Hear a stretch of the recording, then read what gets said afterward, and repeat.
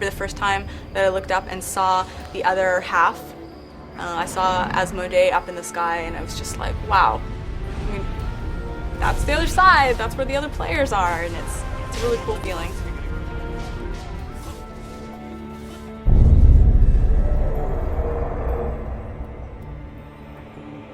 I am Lani, also known as Liv. My main character is Liv, and that is actually the same name I go by in the community, and she is a sorcerer. I am many people in game. I really try to play as many characters and classes as I can, just because I get asked so many questions every day about all of them.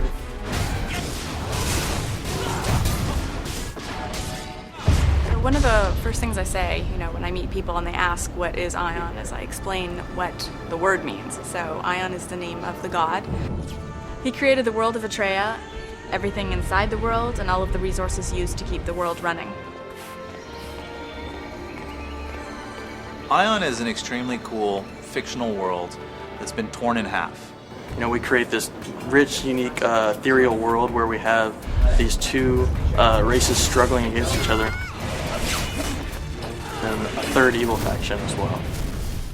You need something in an MMO to tie you down. If it's not your friends, if it's not a guild or a legion, it has to be the story in the game. That's what's really cool about Aion, is there's a really rich lore. The game is really polished. When you look at the environments, you look at the ambient creatures, and you even look at some of the ambient animations, it just brings you into the world. It really makes you feel like you're a part of Atreia.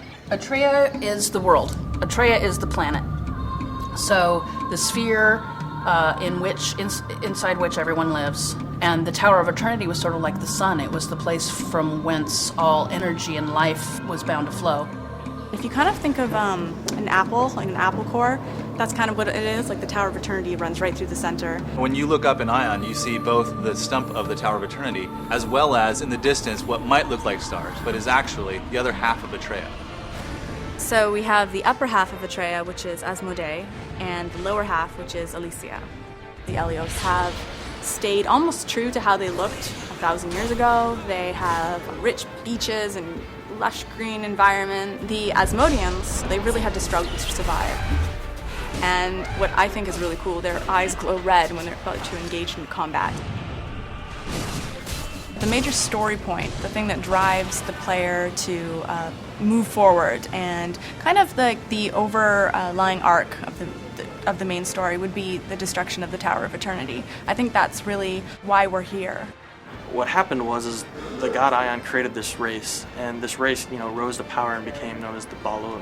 And this Balor started to terrorize all the humans on, all parts of the world. And this obviously, didn't go well for either side. There was lots of bloodshed and war and fighting. When that battle occurred and the tower was shattered, thousands of years went by where they had no idea that the other side had survived, and they started to evolve differently.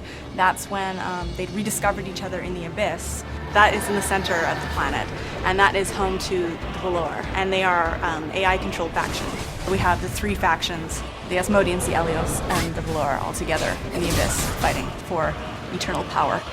What Aion does really well is it gives you a sense of purpose, and it makes you feel like you do have an impact in this world of Atreia. When the player begins playing, there's a sort of a mystery about where they came from and what their destiny might be. And it doesn't take long before they realize that they are destined to ascend and become a deva and fight in this sort of holy war.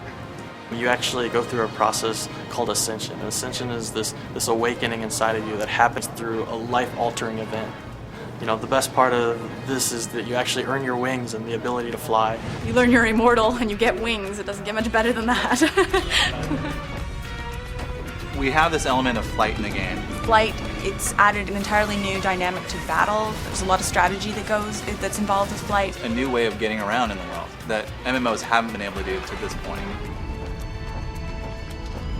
The feeling of being in the air and flight is, pretty much unmatched in any MMO out there. You do start off with a basic set of wings, and they're white on the Elios side and black on the Asmodean side.